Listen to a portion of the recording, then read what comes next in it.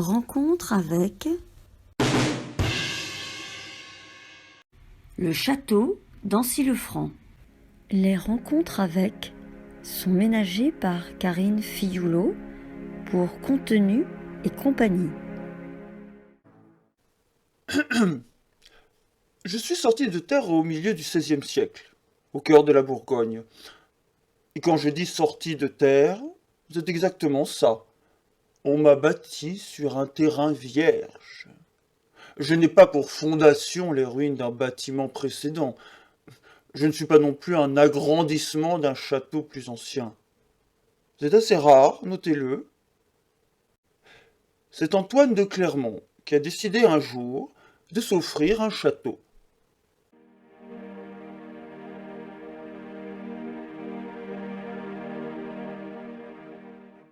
Il en avait les moyens.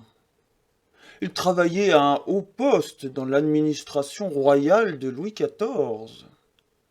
Il en avait aussi une dévorante envie. Antoine était passionné par le nouveau mouvement qui apparaissait alors, la Renaissance. En 1542, il a demandé à l'un des plus célèbres architectes de l'époque de dessiner mon plan, Sebastiano Serlio. Il était italien et c'est François Ier qui l'avait appelé pour bâtir ses palais royaux, dont Chambord. J'ai une chance folle d'être dessiné par lui.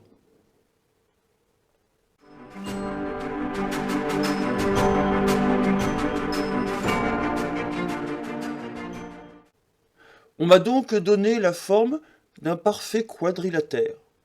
4 ailes, avec des pavillons carrés aux angles et une vaste cour au milieu. C'est une forme très symétrique et régulière, unique en France pour un château.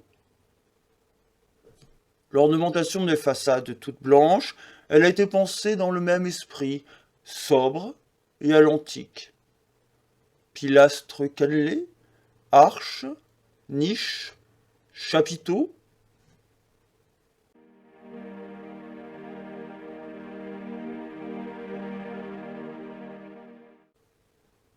Pour mes intérieurs, ce sont aussi des artistes et artisans de la Renaissance qui se sont occupés de moi. Le primatisse, Niccolò del Abate, Ruggiero de Ruggieri, Nicolas de Hoy, tous des stars à l'époque. Ils ont réalisé dans nombre de mes pièces de grandes peintures murales. Elles sont encore visibles aujourd'hui grâce au talent de mes restaurateurs. À l'heure actuelle, je renferme ainsi l'une des plus belles collections françaises de ce type de décoration, datant des XVIe et XVIIe siècles.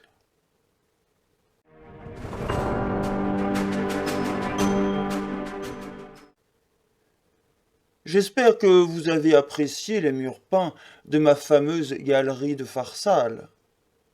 C'est la célèbre bataille entre les Romains César et Pompée qui est représentée sur 32 mètres de long et dans des couleurs jaune-orangé uniquement. Les corps des hommes et des chevaux combattants sont si précisément dessinés qu'on dirait presque un manuel d'anatomie.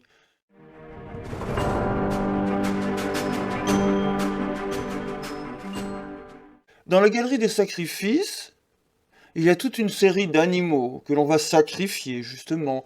Des bœufs, des béliers, des cochons. Non, n'ayez pas peur, tout est peint en gris. Avec du rouge sang, ça aurait été quelque peu trop violent. Sincèrement, je trouve que mes murs sont sublimes. Ne trouvez-vous pas?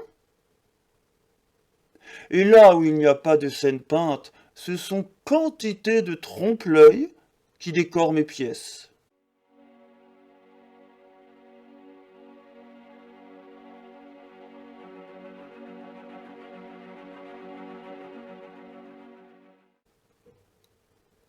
Pour parfaire ma décoration, les artistes ont aussi pensé au plafond.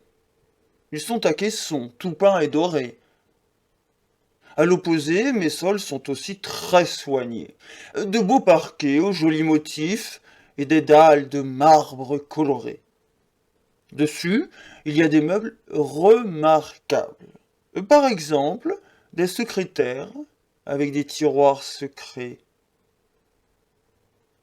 Bref, il n'a pas fallu beaucoup d'années pour me construire. En 1550, j'étais terminé. Mais pour ma décoration intérieure, ça n'a été fini que 100 ans plus tard.